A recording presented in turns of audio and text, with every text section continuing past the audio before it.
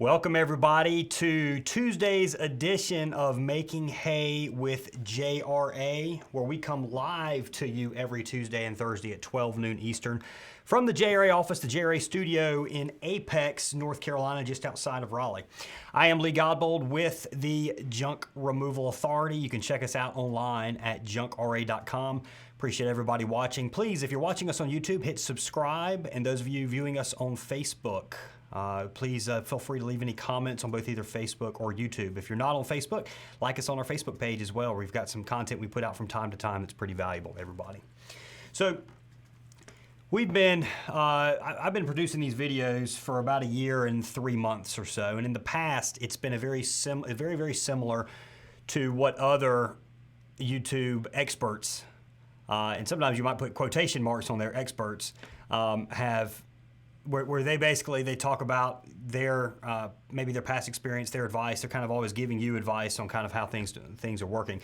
We're going to start incorporating some of the challenges that are going on in my life currently. Some of the stuff we haven't quite figured out, not only in my life, but everybody, kind of other people involved in our business interest as well. Some things we're trying, some things that's failed, some decisions we're making. We're going to kind of start airing that. We're going to start becoming extremely transparent, maybe more transparent than anybody's done before, knowing very well that some of the stuff we actually put out there, some people might try and take and knock off. My thought is, though, is if we put out our ideas, that's going to force us to kind of keep pedaling hard. You know what I mean, Aaron? Absolutely. Keep moving. You know, if we know somebody's back there copying us and is coming up on us, we better keep pedaling that bike pretty hard so we can stay ahead of them. So a lot, when you view YouTube guys, you really think that they've got everything figured out. If you go on Grant Cardone's channel, I watch him. I used to watch him a lot. I watch him from time to time now. Gary Vaynerchuk, I hardly ever watch him. The cussing, I cuss, but his cussing gets to me. I just, I don't like the way his voice sounds. He's probably pretty smart. A lot of people love some Gary V though. Tony Robbins. What are some other YouTube guys, Aaron? There's business related, success related. There's, and then like Aaron watches a lot of stuff with videos, so on and so forth. And all of those guys, it's all about, all right, we've done it before, now we're telling you how to do it. But the reality is if these guys aren't really talking about the challenges that they're having, getting their content out, getting their message, growing their businesses and everything. And we're going to try and kind of change that. We're going to try to kind of take a unique approach.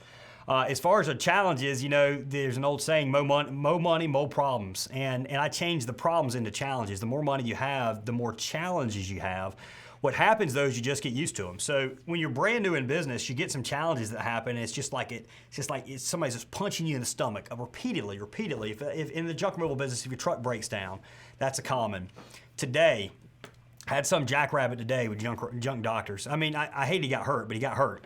They were carrying out a large entertainment center, and no wonder some of these employees say I don't like them. I like most of the guys, but there's a couple of them I'm gonna call jackrabbits because they make a stupid mistake. I might like them. If I like somebody and they make a mistake, I'm still gonna call them out on it. So this guy right here, he's carrying an entertainment center, and he decides he's just gonna sit it down without telling the other guy. So he starts to lower his end. Well, I think they're going downstairs or something. The guy on the other end, he's not going to hold up a 350-pound entertainment center by himself. He's just, especially when you're on one end, you're not underneath the thing. So it drops, it lands on the guy's ankle. Well, it has sprained his ankle, or I don't know, maybe it's broken. It's probably just sprained. The customer winds up calling an ambulance. The ambulance shows up on site, and my guy gets in the ambulance, despite the fact that Omar, who's a great team member we have, he's kind of like a supervisor. Despite the fact, he says, "Man, I'm just going to run you up to urgent care. Let's get it looked at." So he gets in the ambulance, which is probably $800 ride. And now workers' comp's going to pick it up, but maybe workers' comp might not necessarily have had to pick up much if it weren't for the ambulance ride. So he goes to the emergency room, no telling what all that's going to cost.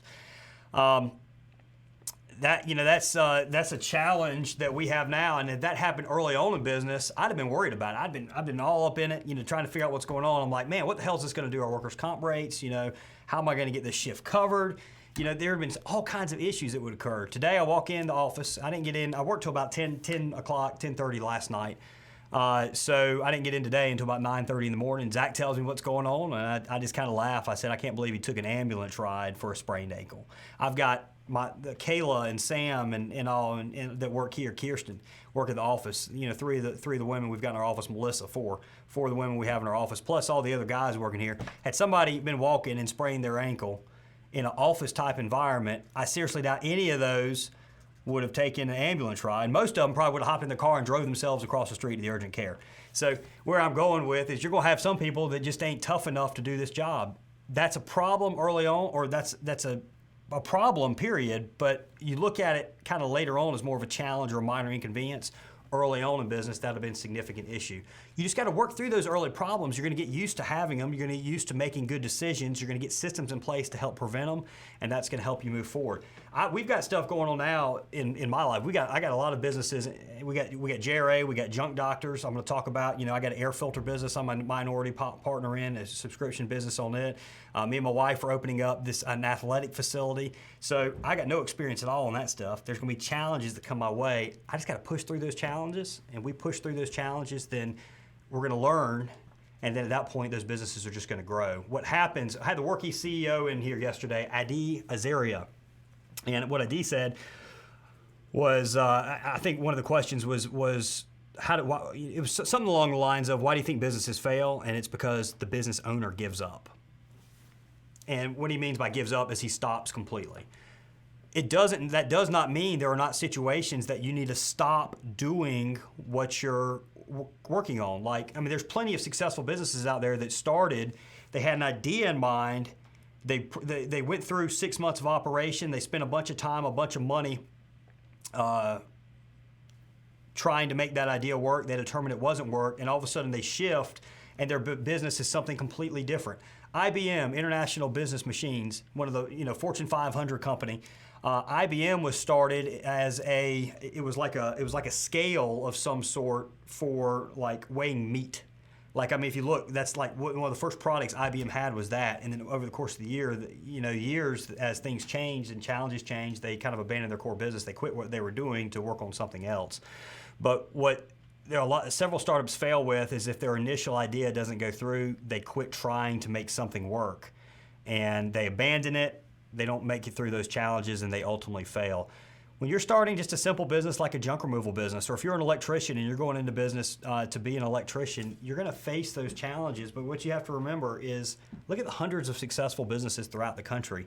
All of those guys face the exact same problems, maybe slightly different circumstances, but all of them had the same problems at some point, and they found a way to truly push forward with that. So, in addition to offering advice, we're going to be opening up on the challenges, frustration, future plans, successes, and failures that we're having in our business. My hope is that the type of stuff you can see the type of stuff that we're doing, the big swings that I'm making, knowing that some of them, there's a chance some of them will fail. I don't think they will. I'm going to acknowledge there's a chance they'll fail, but I'm this confident now that no matter the challenges that come our way, we're going to work through them. That really needs to be the approach for you to be ultimately successful. That's going to be the approach you're going to need to take. So let's kind of recap over the past year in my life, mainly on the business interest end of things. So a year ago, or a year and 3 months ago, really, was when we first started doing these videos for Junk Removal Authority. And at that point, I was correct in my assumption, which was I just need to start producing content. I didn't even have a product or service at that time. I'm going to start producing content, getting known, and then I'm going to figure out a product to be able to sell to people. That's ultimately this is what it's about. I enjoy giving content and information out, but guys, I'm trying to make money. But the only way for me to make money and for JRA to make money and for all the employees here to get paid is for us to offer a valuable service to people. So when we first started doing those videos, my initial idea was that JRA was basically going to be a franchise alternative, which we still are, but when we first started, we were selling like $30,000, $40,000, $50,000 business packages. It was supposed to be offering, 3 years of a website, 3 years of consulting, full operations manuals, a couple weeks of training, The call center was included for a couple of years. You know, there was I don't even remember what was all involved in those packages. They were very, very, very, very, very expansive, and those packages have kind of changed over the years, or not over the years, over this past year, to where it's settled at a $10,000 package with a lot less services, not inclusive, but that's really interested people because now we're less than a franchise, but you still get all the great training, and then you just kind of purchase everything that you want. So about a year and a half ago, Junk Doctors, so the previous year with Junk Doctors, we did very little expansion. It was kind of on a coast. We're kind of just coasting. I was bored, and which generally is going to happen. I've heard a lot of entrepreneurs say you get bored somewhere around year 7 in business if you keep doing the same exact stuff. I've had probably, I don't know, I've talked to this maybe 5 or somewhere between 5 and 7 people over the past year. And I swear it's the 7-year mark. And I don't think nobody's saying 6, nobody's saying 8. It's every single person is saying 7 years is when they start to lose interest in something that they are working on. So what that means to some people is that you turn around and you sell off your business. You sell your business and you go off into something else. My take on it kind of is, I'm not against selling businesses, but my take is, all right, how can we morph, how can we improve, how can we expand that current business to kind of keep me interested? So we did a year of coasting with Junk Doctors. We didn't buy a single truck. First time since we've been open, we didn't purchase a single truck. We hired people just enough to maintain. There was no new advertising. We didn't try any new advertising methods.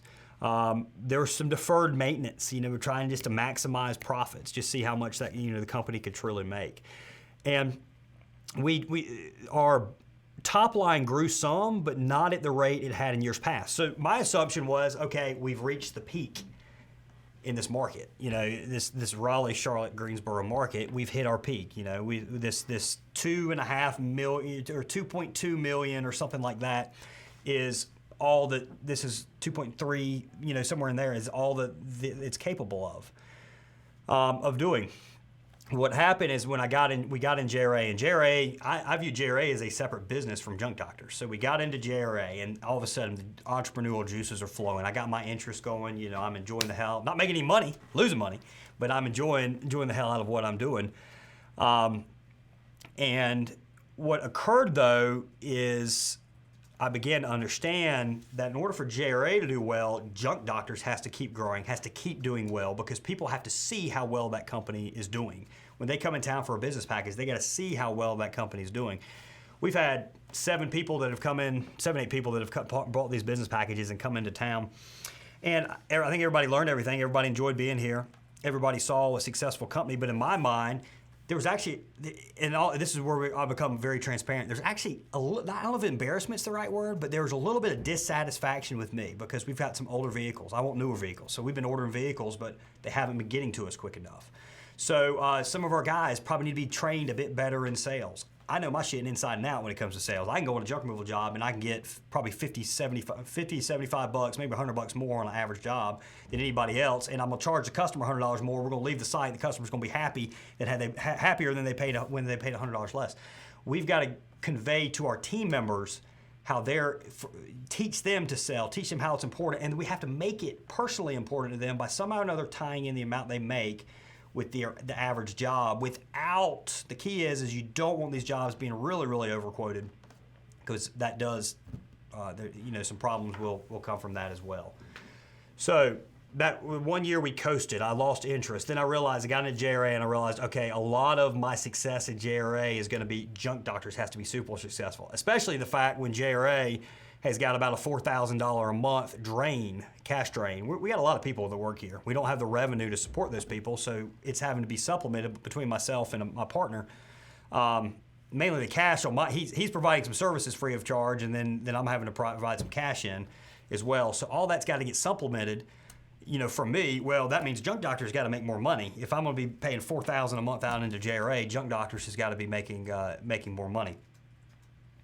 So we focused in on Junk Doctors. We started new advertising, and every time in my entire life that I've determined, or since I've been in business, my theory is if you want to make more money, if you want to earn more money, first thing you do is you spend more money. It's kind of like racing. I've got a racing background. I raced stock cars for a while. You want to go faster? You want to go 1/10 of a second faster? Open up your pocketbook, spend about $10,000 on a new set of shocks, and that baby's going to run probably 1/10 of a second faster. So in the racing world, money buys speed. In the business world, money hopefully buys more money. Sometimes you spend it, just in the race car, like in racing, sometimes you'll spend money on something to try and get 1/10 of a second faster, and you won't gain anything. Maybe you lose. But what you do is you take that, all right, we tried this, it didn't work, let's learn from it, and let's figure out what's going to make us go a little bit faster the next time around. So first thing we did with Junk Doctors to get that growth back up going is we started spending heavily on Facebook ads. We started new keywords in junk removal in the past. We haven't targeted competition. We now target got junk and college hunks as far as competition on running Google ads. We've zeroed in on spending a lot of time figuring out, all right, for these different ads, what's the best position for us to be in? Position one, had you asked me this question a year and a half ago, I'd have said position one's always where you want to be. In some markets, that's not the case. So we've got some markets now we're experimenting because people are bouncing at the position one and position two. They're bouncing right off. They get to the pricing page, they bounce right off. So we've determined some markets being that lower position might actually be better because you figure, all right, they're going to check out two people, they're going to bounce off, they're going to get to the third person, they're going to realize all junk removal companies are pretty much the same, at least as what they present online. They're going to choose that third company, and there's going to be somebody on the phone that can answer that phone and book that job. So experimentation on ads, a lot more Facebook ads, a lot more Google ads, spending more money. Getting trucks. We're going to add anywhere from 3 to 5 trucks this year for Junk Doctors. I want to be at this time next year, I want Junk Doctors to be somewhere between 15 to 17 trucks. And I'm setting this thing up for growth. I'm getting the vehicles we need a little bit before we need them. At least I thought it was. That hasn't been the case because these turnaround times are so slow. So what's happened is Junk Doctors revenues are up 30% year over year. And when you're talking a business that did 2.3 million the prior year and getting, and up 30%, you're talking a significant amount. So I expect us to be very close. It's around 30%. I expect us to be extremely close to doing 3 million this year with Junk Doctors. Profit margins are up about 5% than they were last year. Even though we're spending more money, it's up about 5%. I'm not spending a whole lot more time on Junk Doctors than I have been in the past. I'm just being much more analytical on the moves we need to make it become successful. So Junk Doctors is doing great. I'm re-energized. I'm not involved in the day-to-day operations of Junk Doctors. Out of the 40 people Junk Doctors has working for us, probably 12 of our team members actually know me. Maybe 12, maybe they've heard of me, but 12 of them actually know me or have met me, which I found out last week was apparently an issue. But I had an individual come to us and was a little disgruntled. He's been with us for several years. Great worker. And he was a little disgruntled because Christian was out of town this past week. Christian was in the Bahamas. Christian can't. I told Christian he's done with. He's got a baby coming in October. I told him he's done vacation until at least a year and a half. That way we make sure we get somebody. I'm real. Just to kind of keep things rolling. When he goes out of town, I realize how much the business really does depend on him. And with him having a kid coming up in October, he doesn't even know this, but he might now, but one of my primary motivations is, all right, we've got to get people in place under him so he's not having to work 6 days a week. I still expect him to work 6 days a week, but he doesn't have to. If something happens, he's got flexibility and there's stuff in place where he can pop out, take care of the family stuff, whatever, and that company still keeps ticking right along. And I've got baby's due October 10th, I think, or 8th, 10th. I told him if he was born on my birthday's October 4th. If that kid's born on October 4th, he's going to get a hell of a birthday present. But that's the challenge we've got going on now. Is all right. Now we're getting to the point where I'm turning about to turn 30. Christian's late 20s, and we've got Shane. They're wanting a baby. We got people that are getting older that are starting to want to build a family. So now all of a sudden we've got to make sure that we can make sure the business stuff is getting done while they're also, in turn, building up a family. So those are some of the challenges that we're facing, now. One of the things I've really learned with Junk Doctors, in addition to the new advertising, adding people, trucks, so on and so forth. We're paying real close attention to average job and performance figures like labor cost and average time on job. So this is stuff I kind of knew in the past, but it's like daily. And jobs number booked, daily I'm getting those reports. And you should be also. You should really understand that, especially as soon as you guys get employees. Or forget that. When you're on the truck, you need to understand your average job, your customer acquisition cost. That's the only way you're going to scale, folks. The only way you're going to grow and build up a great business is by doing this. I'm on a Facebook group, and on a Facebook group, guy I like a lot. He posts some smart stuff, but he has no employees. It's just him on the truck, and he's made some posts the last couple of days. He's having back problems. He's worried that he's going to be out. He's going to have to have surgery and be out of commission for several months. That's your income, guys. The only way to get it, to escape that is for you to have employees and you to have systems, people that answer the phone. That's the only way. The guy, I'm sure he's sitting there been thinking all these years he's saving all this money from not having employees. He's going to lose everything if he's out of commission 6 months. You imagine having to go 6 months without an income. Are you set up and ready for that? Probably not.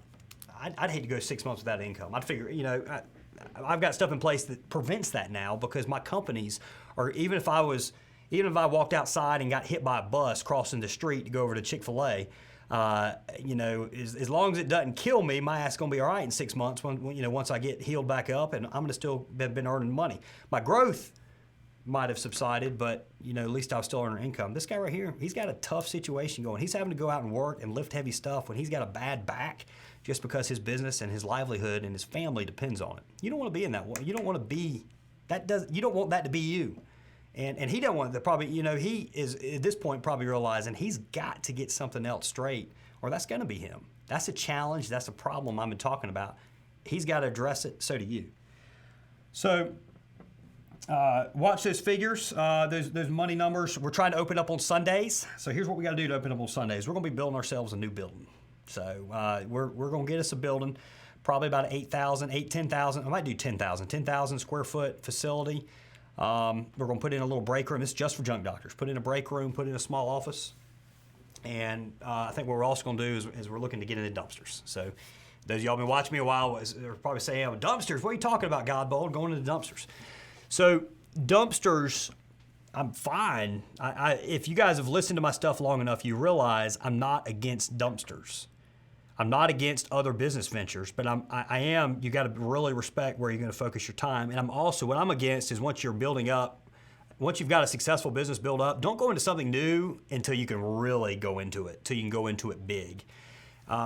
If you've built up a successful company like Junk Doctors, like we have, man, I'd hate to have to go out there and stroke and really just scratch and claw for success. That's tough.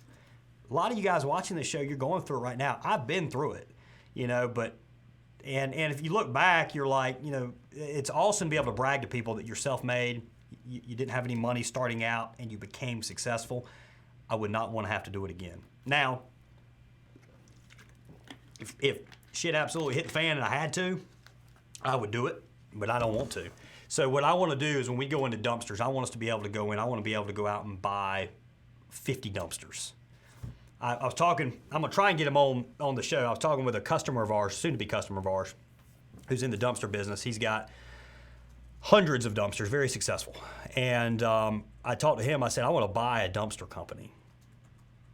And he told me, he said, Lee, you don't want to buy a dumpster company. I said, well, why is that? I was like, I don't want to start small and just really crawl, and just try and become successful. I'd rather just go buy somebody that already has 200 dumpsters or whatever that's just lost interest.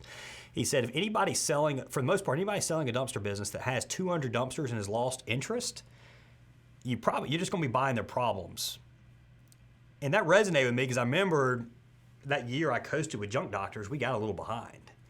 And so he said, what's going to happen is you're going to buy dumpsters that are broke down. You're constantly going to be repairing. A lot of these guys in the dumpster business, they get really cheap dumpsters.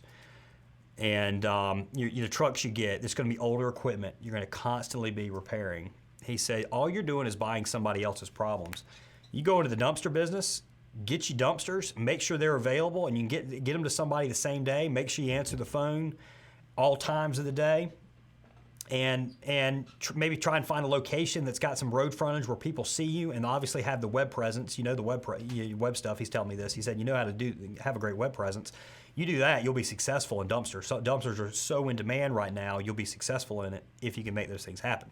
So I'm sitting here thinking, hell yeah, he's talking. You know, this guy's talking my language right here. You know, all right, we got to answer the phone all the time. That's me. I'm saying I'm the one telling y'all all that, and this guy's telling me that. Answer the phone, always be available, get those dumpsters to them, and it's going to be successful. This is going to be something really cool for us to bring you as soon as we're ready to go into the dumpster business. The neat thing is with this new format, I'm going to be showing you everything. When we go off and we look at dumpsters and the types of dumpsters to get, maybe we build our own. This is something else. We're starting building some junk truck bodies. That's facing challenges here. Well, how late are we here? Man, we can go on for an hour and a half today. You're going to have to limit me here. When we go through those challenges and successes and failures or whatever, which there will be some of each of those, and hopefully more successes and all than failures, but I recognize there'll be a little bit of all. I'm going to cover every single bit of every single part of that with you on building up this dumpster business. Probably 2020. I don't think we're going to make a move on it this year unless we have such a good year that I'm looking at this massive tax bill, and what I'm going to do is I'm going to go out, whatever. If we show a $600,000 profit, then I'm going to go buy $600,000 worth of dumpster equipment so I don't have to pay Uncle Sam. But other than that, we're already buying a bunch of trucks, so I already expect several $100,000 in write-offs there. So we'll see. You know, I could see maybe buying some equipment here towards the end of the year just to avoid that tax bill. We're going to cover that with you because that's a strategy a lot of people don't know. You know, a lot of people don't realize you can go out and you can finance equipment. You buy a $60,000 piece of equipment. Don't put a penny down on it. Finance every single thing, every single part of that. You can write off that full $60,000 in 1 year. Now, depending on what's going on, the government might limit it to $250,000. They might limit it to $1 million. You know, depending on whoever's in office and whatever, you know, whatever they decide they want to do is determining. You know, you don't know exactly how much you can write off, but that's a great strategy that I want to make sure everybody's aware of because it's legal, 100% legal. What happens is you basically get the equipment at half price. Would you rather get a bunch of new equipment or pay Uncle Sam? You know, pretty daggone easy answer, I think. So, trying to open up on Sundays. We got the new building, so we can't open on Sundays in addition to the dumpsters. I'm in the process of working on a contract that could bring us an additional $10K a week in revenue. That's another 2 trucks right there. So I'm talking about wanting 15 trucks. If that goes through, it might be 17. So, because $10K a week is going to keep 2 trucks pretty much busy the entire week. Like I said, we're looking to go into dumpsters, and those sales are up. Things are going well. I've been on a roll here. We got any questions or comments, Aaron? Yeah. So we were talking to Supreme Empire Junk Removal. They're in the Vegas area, and Supreme Empire said they're struggling with closing trash outs over $1,000. They had several quotes yesterday and last week. Where they pre-qualified the customer, tried to sell them on the value when hiring, and they disappeared. In other words, they're struggling with closing high-ticket jobs. They said 2 of these customers were from Craigslist, 2 from Yelp, 1 from Google. Most of their leads come from Craigslist, Google Ads, and Facebook. And they said these customers are freaking out when jobs are multiple loads. They try and close the deal by showing them their 25-star reviews and videos of their previous trash outs to let them know that they're best for the job, and customers are still not closing with them. Yeah, those big higher ticket items. All right, a lot of that comes down to where exactly these jobs are coming from. The Craigslist customers are going to be even more hesitant to close, and they might find a way to do it on their own. If they're renting the house, they might just leave the stuff. There's no telling. They might get a dumpster, which is a cheaper alternative. There's not a whole lot I can do to help you out a lot on that other than just tell you. The other thing is if you're quoting the jobs and they sense any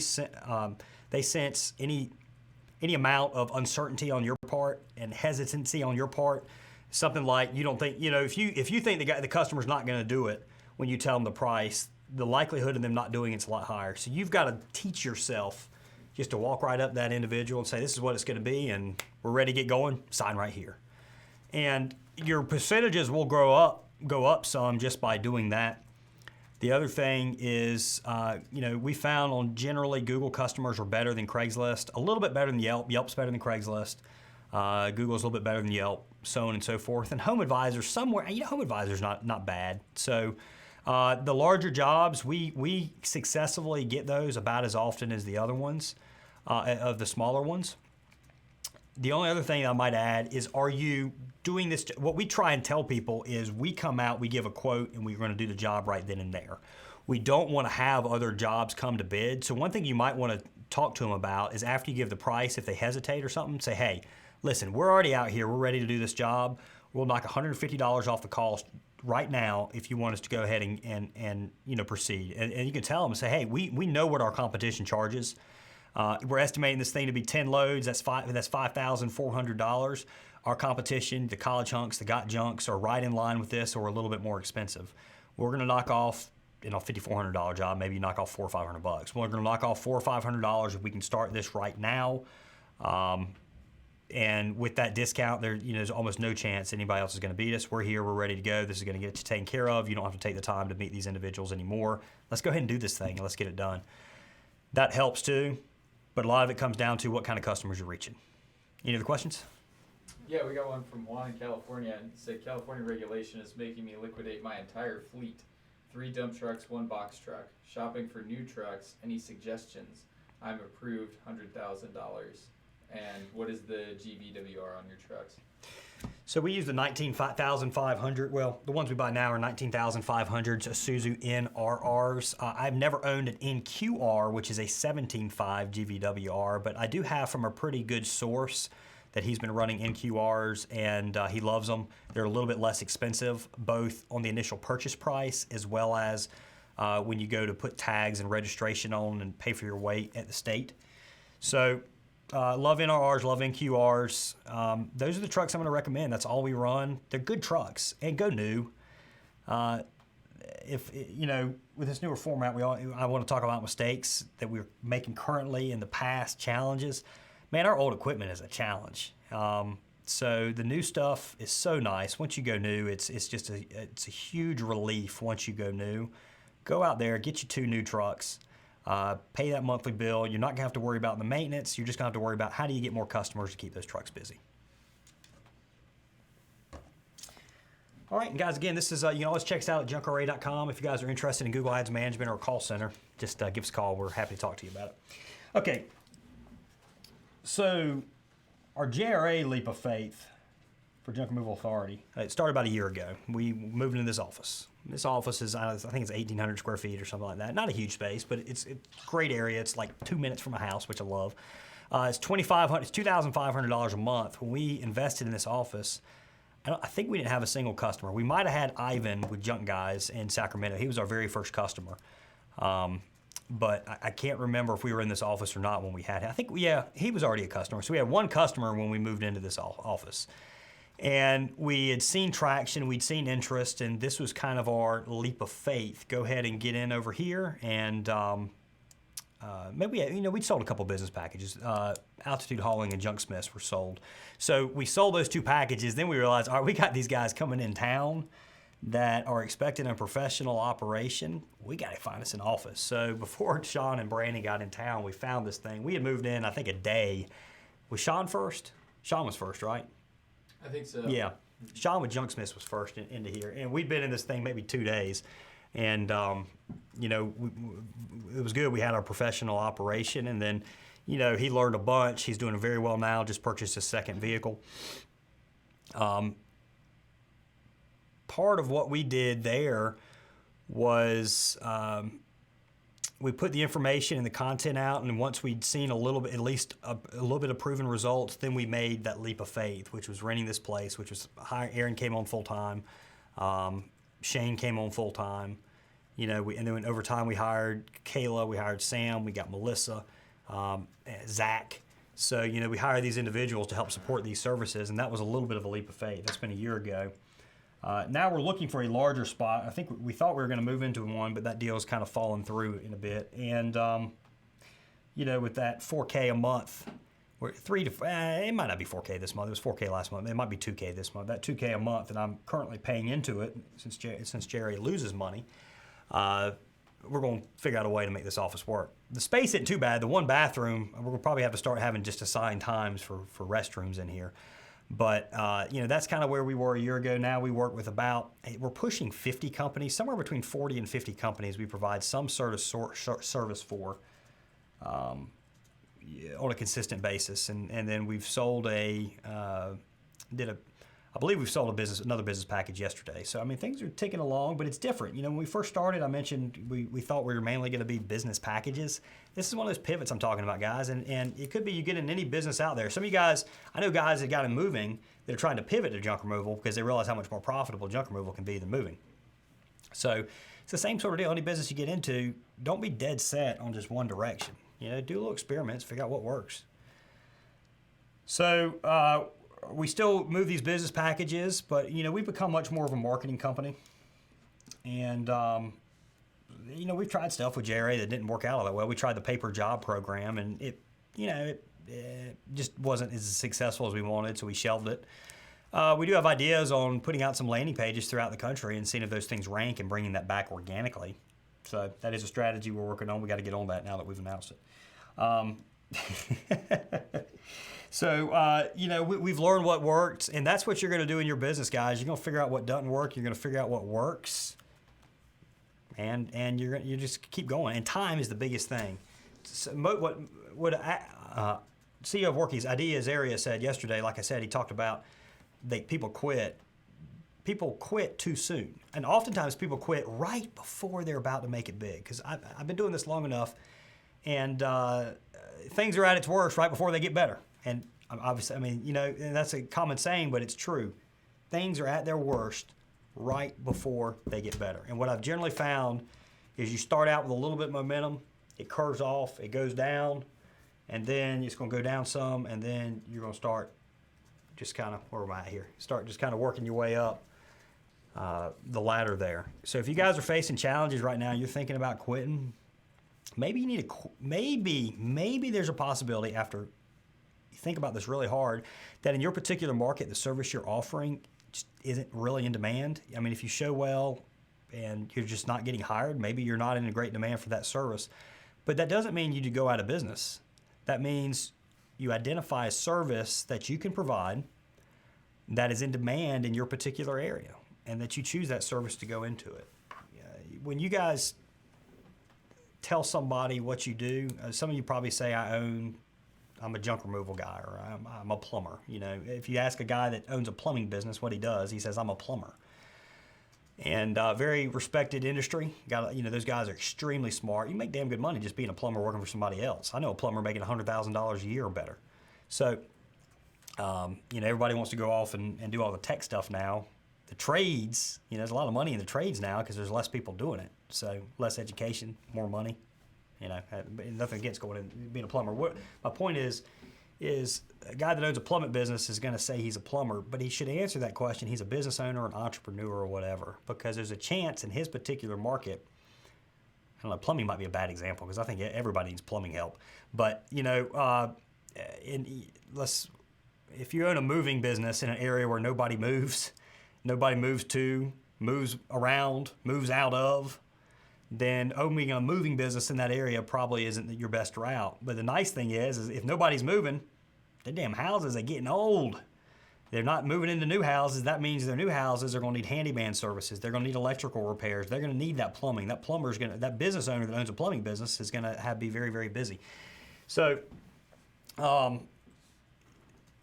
where I'm going with this is if things are tough, push through them. And if it just doesn't seem like it's getting better, you're seeing stats that show, hey, you probably should be busy here, but people just aren't calling. It's not in demand. You might want to shift into another business at that point. We've had to do that in the past. Probably will have to do it again. So one of the challenges with JRA too is, all right, so we have this little pet project we're talking about. Just one of the things is putting up these pages kind of throughout the country, seeing if we can get them to rank, partnering with a particular company in that area, and just selling a job, selling jobs off on a per job basis. We book it at the call center, so they don't have to worry about booking it. So we got expansion projects for JRA that we have to balance with making sure that all of our customers are being kept up with, and we do a pretty good job with that. But it's a challenge. It is. We want to grow our company, but we also have to keep up with our paid work. So part of the reason that we have to pay out $2,000, $3,000, $4,000 a month is basically the money we bring in covers all of our paid projects for paying customers, plus a little bit of JRA expansion. The other stuff is an investment that I'm willing to make because I think it's going to pay off long term in the ultimate success of JRA. Many companies get outside funding. We got no outside funding. I'm not against outside funding. We're in a situation where, and I'm not going to say that if we don't encounter something that all of a sudden we come across that has a very, very good shot at extreme upward mobility in a fairly quick period of time, I would not be afraid of going out and getting some equity partners in this type of deal, some venture capital or whatever. But at the moment, the growth rate we're on, myself and my partner have enough to self-fund it. So that'd be a hell of a story if we do go after venture capital. Moving forward, a future plan is to take our experience and actually partner with other successful business owners in other business categories and do kind of something similar we've done with JRA and those other categories as well. That's the reason people ask me all the time, why didn't you franchise? Is because I have a bigger vision than franchising. I want to help everybody that wants to get into business figure out the easiest and least expensive way in order to do a good job, how to get in that business. And that's all different types of service categories, not just junk removal. So, and that doesn't mean I'm against franchising. there just needs to be an alternative out there because franchise is an expensive way to get in, both up front as well as long term when those royalty payments are due every month. You have to seriously evaluate, is what that franchise giving you in terms of name recognition, national contracts, help, call center, all that kind of stuff, supplies, maybe a break on supplies, depending on what business you're in. You have to evaluate, is what you're getting from that franchisor worth the royalty fees you're going to be paying out? And you better determine that early on by talking to people that are a part of that franchise system in private. Because once you're in, it's pretty hard to get out of franchises. You know, it can be done. There's going to be non-compete agreements you sign, non-disclosure agreements. There's going to be an early termination fee. There's going to be all kinds of crap. It's just a big legal battle when it comes to franchising. That's the reason we didn't want to do it. We wanted to find a simpler way. So I realize we're going to have to wrap this here pretty soon, guys. If you guys have any questions at all, part of this format is I do want you guys to bring in I want you to become transparent. What problems are you having with your business? Where are you trying to go? Are you trying to get in business? Bring that up. And that's what we kind of want to cover. Maybe we can everybody kind of cover everything together. The other business interests I've got going on, like I said, I mentioned I'm a minority partner in a premium air filter delivery service. So that's kind of a little pet project I've got going on the side. Working to set up where we build these truck bodies facing it. We'll talk about those issues on another episode. That's how we handled it and how we should have handled it, because we're about 4 weeks beyond where I was hoping to be at this point on building these truck bodies. And I've got me and my wife are opening up a sporting facility. She's a volleyball coach. She does a lot of volleyball instruction. We're opening up a facility that's going to have volleyball, basketball courts, batting cages, and an area for personal trainers, like a workout area with gym equipment, weights, treadmills, bikes, so on and so forth, for people to work out. So it's going to be a training facility that we're getting opened up as well. That's going to be her main deal, but I'm involved because I've got the business experience, so I'm kind of getting that stuff open.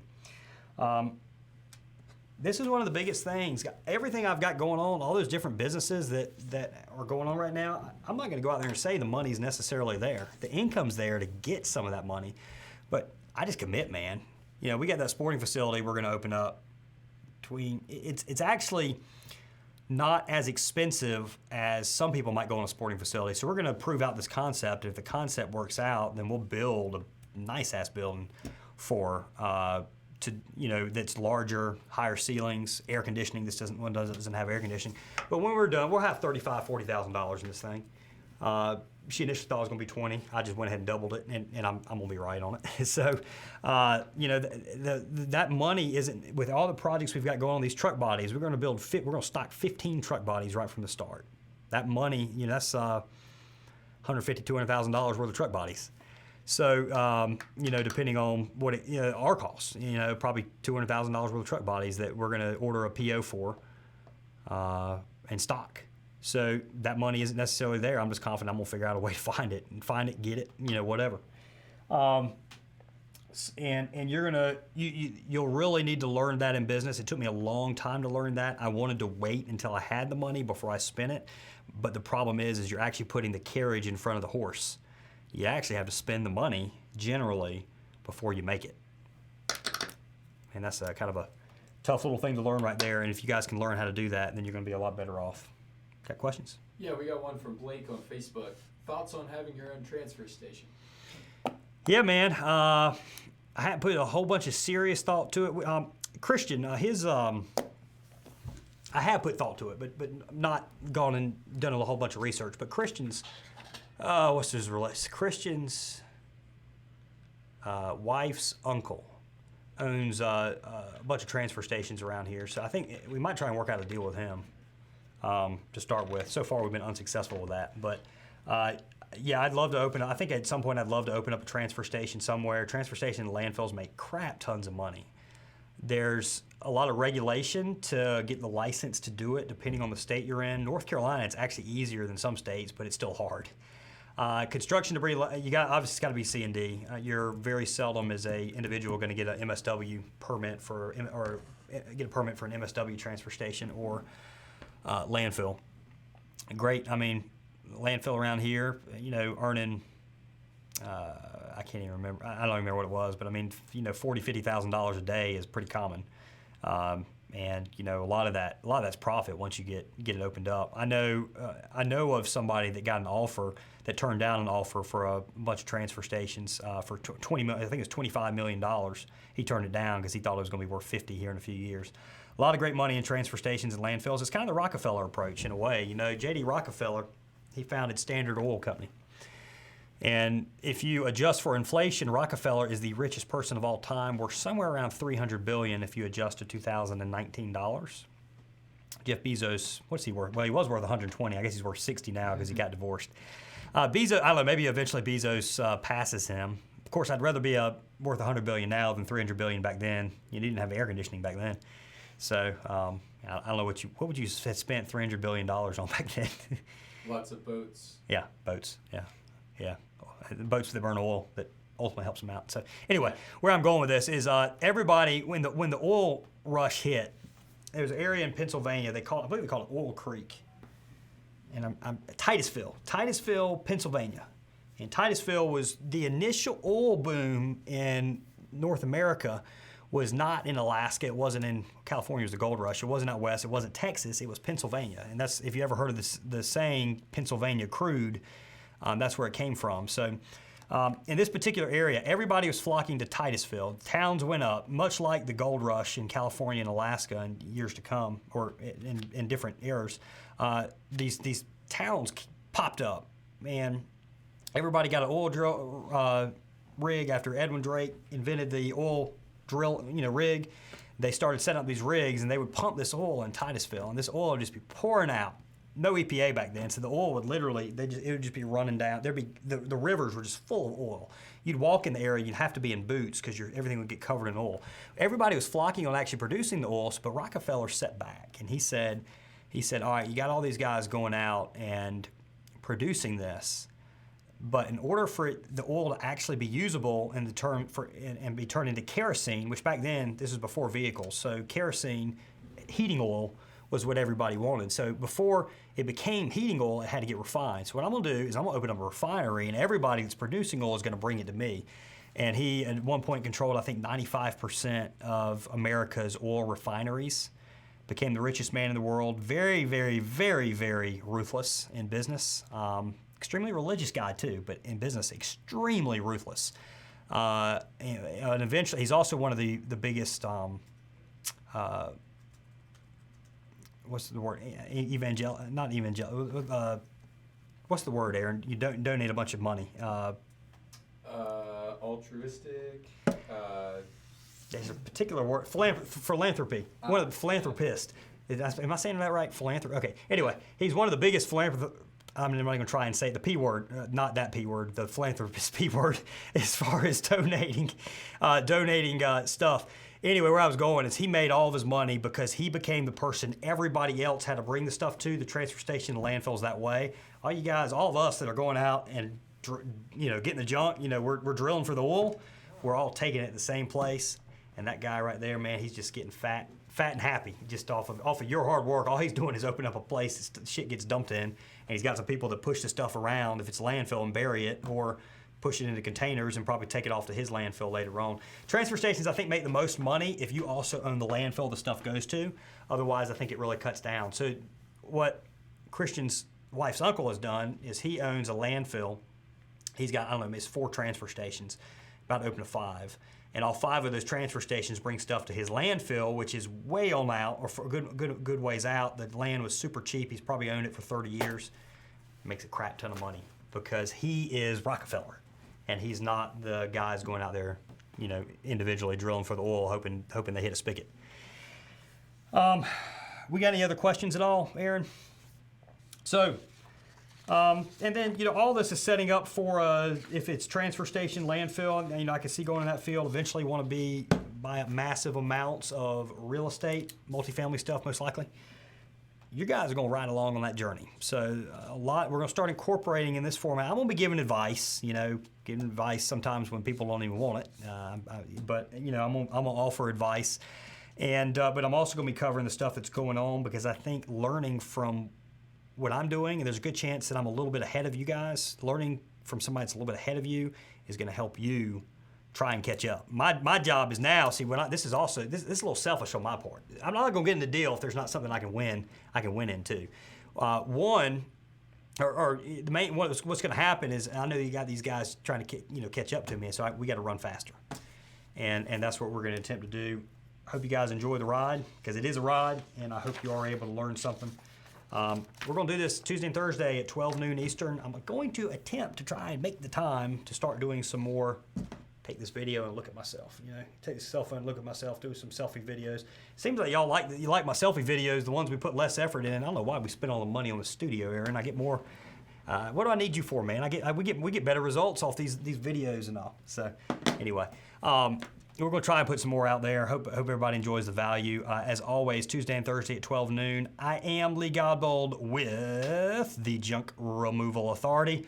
Check us out online at junkra.com or give us a call, 919-617-1975.